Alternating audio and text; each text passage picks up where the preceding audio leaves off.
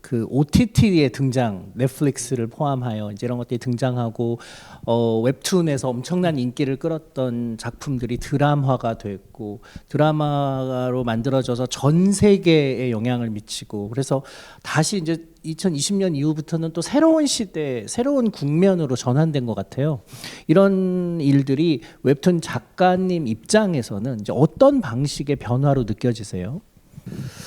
좀 마음이 급해졌다고 해야 되나요? 그러니까 다른 작가들의 활발한 활동을 보면서 나만 빠져 있는 것 같은 느낌을 갖게 되겠구나. 많은 작가들이 예.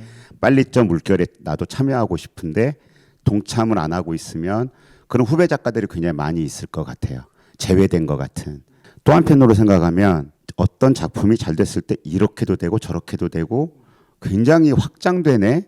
한 타이틀 작품을 가지고 여러 가지로 이게 확장이 될 수 있겠다. 심지어는 저는 내부자들 그 연재 중단한 작품이 영화로 나왔고 지금 내부자들 2도 아마 개발 중인 걸로 알고 있고 이야기만 잘 되면 드라마화로도 막 갈 것 같은 욕망을 갖고 계시고 그러니까 지금은 어떤 특정 IP 하나가 생기면 처음에는 사골국을 우려먹는다라는 생각이 있었는데 아닌 거예요.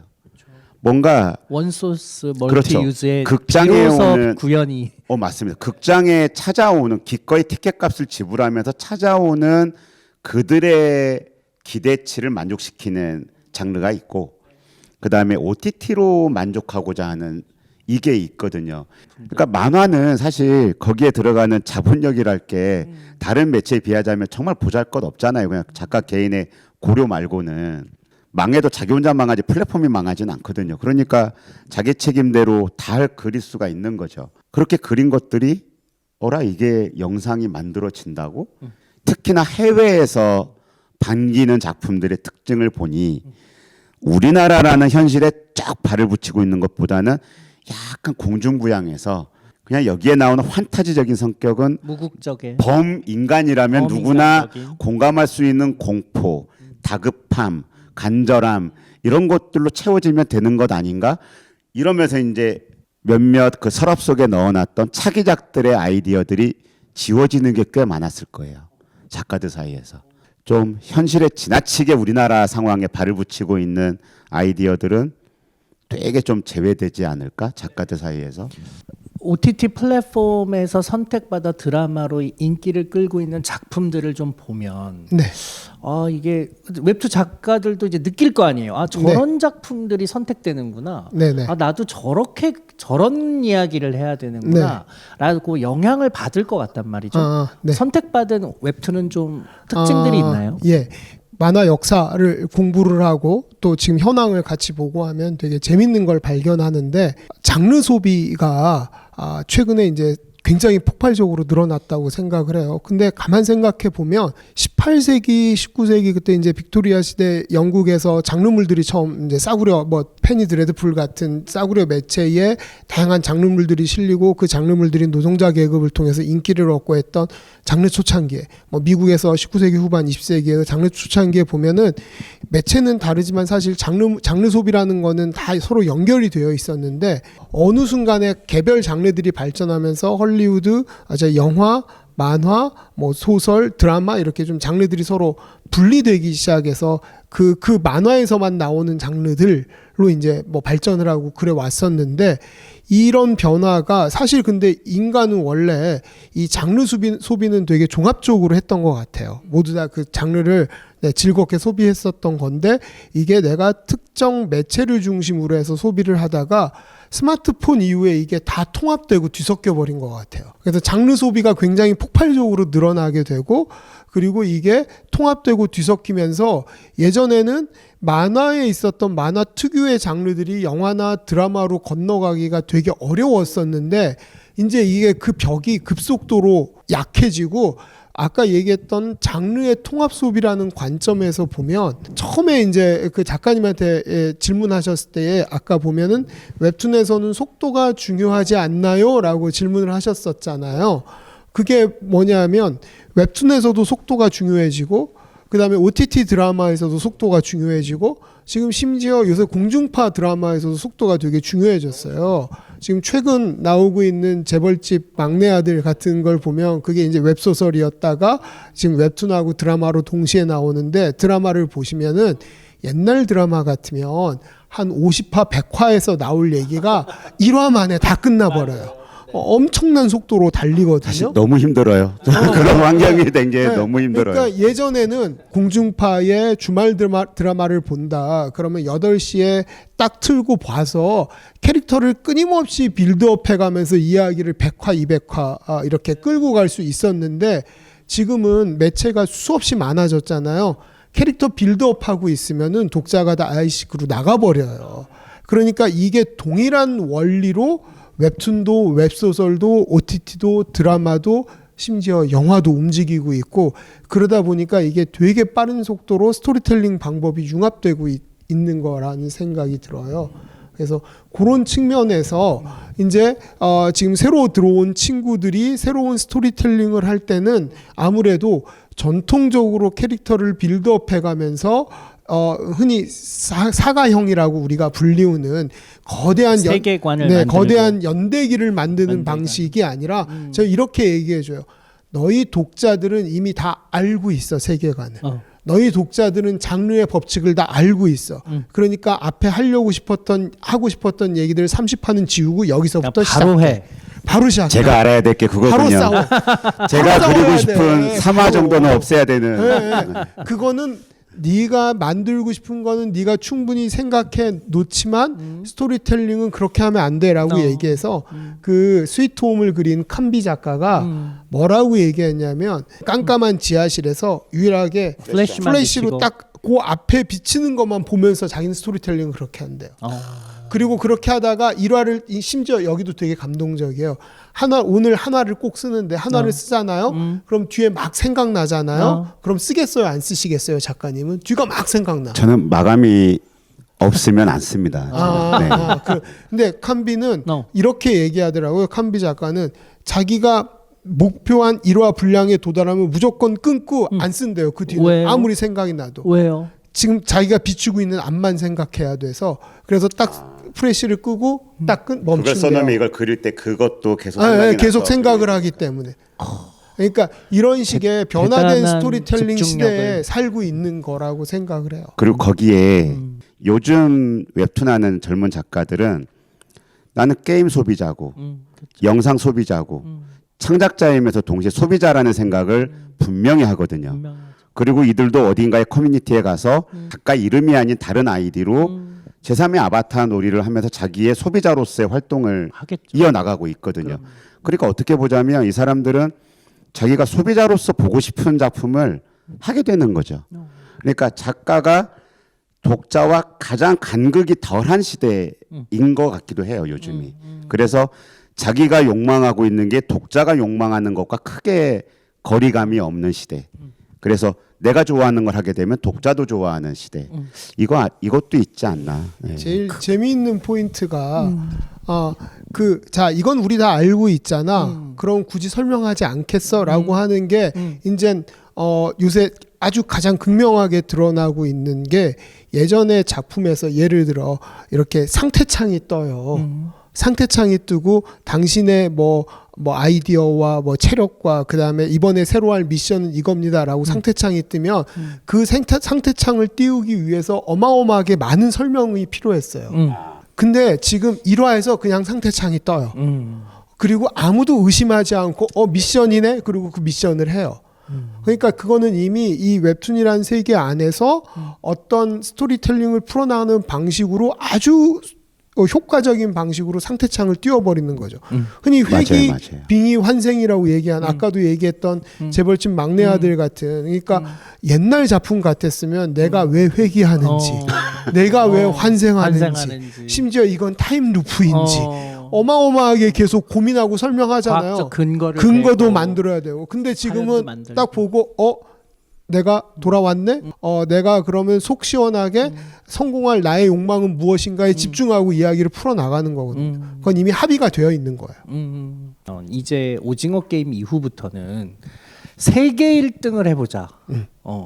이제 이런 것이 가능하다는 걸 사람들이 경험하고 목격했잖아요. 네.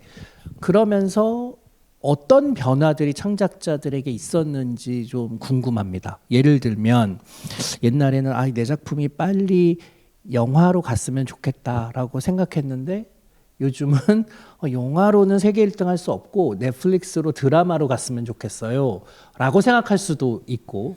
네. 그 미생 드라마가 처음 나왔을 때 그때 이제 미생은 시즌 1이 완결이 다 되어서 유료로 이제 전환이 돼 있었거든요.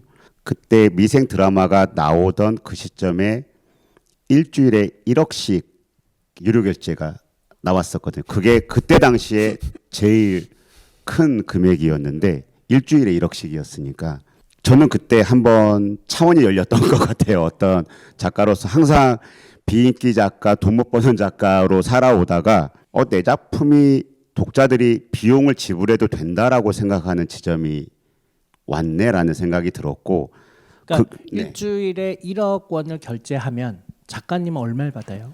이제는 그 말할 수 있다 버전을 수익 분배가 그 뒤로 많이 바뀌었었는데 그때는 굉장히 저한테 매우 많이 유리하게 비중이 그 담당자분 혼나실 것 같아서 공개는 못하고. 그래요. 그러면 네. 그게 그 이전에 받으시던 거에 뭐 한 몇 배? 한 번도 경험해 보지 못한 세계였죠. 그렇죠. 네네네. 예. 그러니까 그렇다면 그런 엄청난 경험을 한 몇 명의 작가들이 혜택을 누리게 됐을까요? 지금은 그 우리가 흔히 미리보기라고 하는 거 있잖아요. 미리보기라는 게 이제 기다리면 무료라는 건데 앞에 자물쇠 그렇죠. 표시가 되어 기다리면 있는 무료죠. 한 5화 정도가 있으면 그건 다음 주 월요일이 되면 볼 수 있는 건데 오늘 연재된 걸 보니까 도저히 못 참겠어서 300원을 결제를 하면 그걸 볼 수 있다거나 뭐 이런 거잖아요.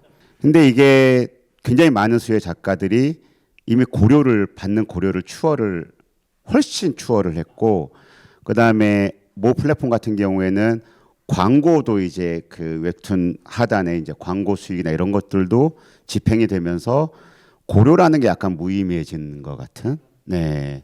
작가들이 이제 분명히 이 사이클을 알아요. 영상화가 됐을 때 다시 한번 징이 울린다라는 사이클을 그렇겠네요. 아는 거죠. 그렇겠네요. 그래서 이럴 땐 회차가 긴 게 되게 유리하구나라고 생각들을 하고 그래서 시즌을 나누는 게 되게 중요해진 것도 있어요. 왜냐하면 한 이야기가 너무 길어지게 됐을 때에는 예를 들어서 A라는 작품이 있을 때 이게 영상화가 된다. 한 1000회 정도를 연재를 했는데 그러면 독자가 생각할 때는 이 1000회 동안의 이야기가 다 영상화가 된다라고 생각을 할 거잖아요. 근데 절대 그 많은 이야기를 담을 수가 없으니 끊어야 되는데 작가가 먼저 한 100화, 200화 정도로 시즌을 끊어주게 되면 유료 결정할 때에도 매우 설정하기가 편리하고 네, 그다음에 영상화 만들 때에도 1, 2, 3 우리가 이제 그걸 다 미리 염두에 두고 작품을 그리겠네요. 그러니까 이런 것들이 이제 결국 플랫폼의 역할이 필요한 건데 작가는 작품에 집중하느라고 그런 저 스스로를 경영하는 마인드가 좀 떨어질 수밖에 없어요. 그럴 때 플랫폼 측에서 네 작품이 지금 이렇게 빌드업되고 있으니 이 정도에서 매듭을 지어주고 이야기를 그 다음 이야기를 이렇게 시즌 2로 해가지고 가자라는 뜨거워진 지면을 좀 식혀주는 이런 역할들을 해주는 것이 지금의 플랫폼의 PD들의 역할인 것 같아요. 옛날에 출판사였다면 내러티브에 아주 간섭이 들어오고 그림 수정에 간섭이 들어오고 이랬다면 지금은 작가의 어떤 속도와 무게감을 좀 이렇게 밸런싱을 좀 해준다거나 아니면 이 작가가 어떻게 하면 더 많은 기회에 직면할 수 있게 할 것이냐. 이게 좀 자신이 가고 싶은 방향들을 설정해 놓는 친구들이 있어요. 그래서 저도 항상 학생들한테 커리어를 이제 관리를 해야 된다라는 얘기를 하거든요. 예전에는 내가 계속 작품만 하고 이 작품이 크게 히트를 했을 때 나한테 이제 돌아오는 비용이 많아진다라는 단순한 루트 하나밖에 없었다면 지금은 굉장히 많은 커리어를 내가 만들어낼 수 있고 그 커리어를 통해서 여러 가지 내가 하고 싶은 지점에 도달할 수 있고 그러면서 내가 행복하게 살 수 있는 저희 학생들한테 계속 제가 매일 얘기하는 건 뭐냐면 네가 제일 좋아하고 즐겁고 행복하게 할 수 있는 거를 살면서 살 수 있는 시장이 만들어졌다라는 얘기를 이제 계속 하거든요. 뭐 네이버나 카카오에서 일정하게 유료 수익을 많이 올릴 수 있는 기본적인 방법들은 웹소설에서 인기 있는 작품들을 속도가 빠르게 각색을 하고 그리고 화려한 컬러와 후반 작업을 통해서 만들어져서 처음에 올리면 이거는 기본적으로 공식들이 이미 나와 있어요. 일정 정도 수익을 올릴 수 있다. 그럼 내가 거기 들어가서 스텝으로 일을 하고 메인 작가로 일을 하면서 수익을 쉐어받는 그런 고민을 할 거냐. 그리고 내가 만든 작품들이 예전에는 한국에서만 수익이 났는데 지금은 이게 일본에서 그다음에 북미에서 이렇게 유럽에서 수익이 나오고 있어요. 특히 최근에는 아직 유럽하고 동남아 시장은 그렇게 크지 않지만 일본하고 북미 시장에서는 한국 수익보다 오히려 어느 경우의 작품은 더 큰 수익이 나서 이렇게 돌아오는 경우도 있거든요.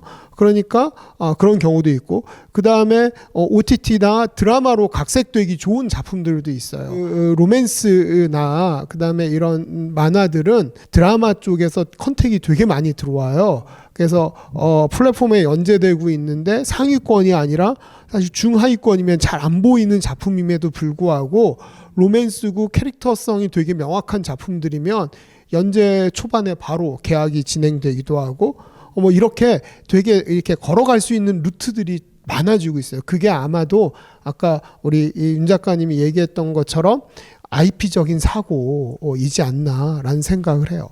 아까 이제 잠깐 언급하셨는데 뭐 탈국적성, 무국적성, 그러니까 굳이 뭐 이게 한국의 정서, 한국의 현실, 그리고 한국의 가치관에 얽매이지 않고 오히려 보편적 인간에게 공감받을 수 있는 그런 이야기를 만들려고 애쓰고 그런 작품들이 지금의 바뀐 플랫폼에서는 조금 더 강화될까요? 혹은 그걸 더 염두하고 작가들이 쓰실까요? 뭐 무슨 상관이야 이런 게라고 하는 지점은 전 세계적으로 같다고 생각을 해요. 그래서 뭐 예를 들어서 회기물 또는 뭐 로맨스 판타지 뭐 이런 것들은 뭐 어차피 가상이니까 상관없잖아 하는 마음들이 있을 텐데 저는 그 장르는 그 장르대로 있되 조금 다른 장르에서는 이 창작이 가질 수 있는 어떤 힘이랄까요? 이런 것들을 교수님이나 아니면 저 같은 사람 후배들한테 그런 쪽을 놓치지 말고 계속 좀 담고 있었으면 좋겠다. 예를 들자면 이런 거죠. 우리가 헐리우드 SF 영화들 보면 옛날에는 SF적인 그러니까 진짜 판타지 영화잖아요. 그 과학적인 이런 거 말고. 근데 최근에 포스트맨이나 아니면 논란 영화랄지 이런 것들 보면은 그 만드는 작가 자신이 감독 자신이 과학을 매우 즐기고 있다라는 생각이 들거든요. 또는 역사를 즐기고 있다. 이런 감독도 나오는 거고 전 세계 어디에서든 통할 수 있는 포인트들은 있다. 우리가 왜곡하지 않아도 왜곡하지 않고 진실을 이야기하고 경험을 이야기를 해도 굉장히 멋지게 통할 수 있는 것들이 있다. 예를 들어 무간도 같은 걸 보면 세계 어디에나 있을 거잖아요. 내 안에 너 안에 나, 막 이런 것들, 이 구조, 이건 어디에나 있는 거잖아요. 무대가 그냥 그 홍콩, 막 이런 생경한 장소니까 더 좀 색다르게 보이는 이런 효과도 더 있을 뿐더러 같은 이야기 축이지만 시대가 다르고 이러면서 이제 즐겁게 볼 수 있는 부분들이 있단 말이죠. 역사가 됐건 과학이 됐건 뭐가 됐건 저는 인간이라면 보편적으로 궁금해할 수밖에 없는 이야기 또는 궁금할 수밖에 없는 이미 했던 우리의 역사, 벌어진 일에 대해서 말하는 법이 달라졌다고 생각이 들거든요. 시대가 달라졌다는 거는 그 시대 때는 이렇게 이야기했지만 같은 이야기를 지금은 이렇게 표현을 해라고 하면서 그 중요한 이야기를 리프레시 해주는 거거든요. 그럼요. 지금 이 시대의 제 버전이 이것인 거고 시대가 달라지면 누군가가 다시 또 재해석해서 그걸 그리는 것이고 나의 관점에서 내 어법에서 나만의 대체되지 않는 스타일을 부여해서 작품을 만들어내는 노력도 매우 중요하다. 그게 지금 이 다층적인 독자층을 만족시킬 수 있는 어떤 부분이 될 것이고 요즘같이 게시판이나 남의 생각을 항상 궁금해 하잖아요. 영화 한 편 볼 때도 이제는 옛날에는 신문 광고 보고서 영화 가서 보고 했는데 지금은 어디서는 엄청 검색해 본 다음에 안 속으려고 안 속으려고 엄청 검색해 보잖아요. 맨 처음에는 그 장르를 좋아하는 얼리 어답터들이 이걸 먼저 즐겨준 다음에 누가 쓴단 말이죠. 그러면 다른 사람들이 붙어요. 이렇게. 이 집단지성의 힘이라고 하는 것을 신뢰하고 믿고 그리고자 하는 바, 쓰고자 하는 바를 하다 보면 분명히 답이 오는 시대가 된 것 같다. 많은 확률로. 이래도 상관없고 저래도 상관없는 소재에 너무 쉽게 다가가지만 않았으면 좋겠어요. 일단 첫 번째는 지금 이 북미나 일본에서 인기를 얻고 있는 한국 웹툰들은 분명히 교수님 말씀하신 대로 탈국적성의 특징을 가지고 있어요. 그게 뭐냐면 크게 두 가지 장르가 히트를 하고 있는데요. 하나는 로맨스 판타지가 여성 독자들에게 인기를 끌어요. 이제 로맨스 판타지는 현실에서 어려움을 겪은 여성이 무슨 사고로 정신을 차려보니 이제 약간 중세풍의 판타지한 세계로 들어가서 거기서 꽃돌이들에 둘러싸여 있는 그런 얘기들이잖아요. 네. 그 장르와 함께 이제 게임 판타지라는 장르도 굉장히 인기를 끌고 있는데 게임 판타지는 대표적인 게 나 혼자만 레벨업 같은 작품이에요. 게임 세계로 들어가서 게임 세계는 역시 부국적성을 기반으로 하고 있죠. 그래서 이런 작품들이 글로벌하게 굉장히 큰 성과를 올리고 있다라는 측면이 있습니다. 그러면서 또 하나의 또 경향은 뭐냐면 이제 교수님이 질문하셨던 아마 두 번째 지점인 것 같은데 범인간에 대한 고민들을 하는 장르들. 그래서 한국에서 최근에 SF 만화가 굉장히 많이 늘어나고 있어요. SF 웹툰이.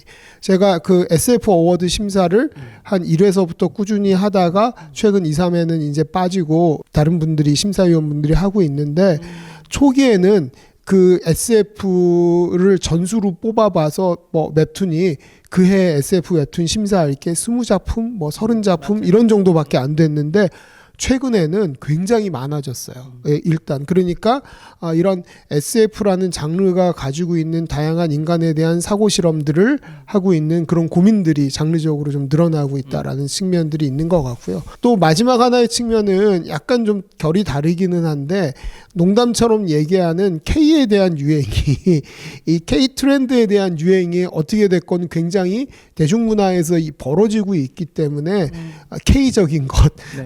한국적인 것도 조금씩 글로벌하게 거부감 없이 받아들여지고 관심을 갖게 되고 있다는 측면들이 있는 것 같아요. 보면은 한국적인 게 곧 세계적인 거. 희한하게도 조금씩 그러나 이제 물론 주류는 아까 얘기했더니 무국적성을 가지고 있는 작품들이 크게 선방하고 있지만 한국적인 어떤 소재에 대한 허들도 굉장히 낮아지기 시작한 것 같아요. 세계에서.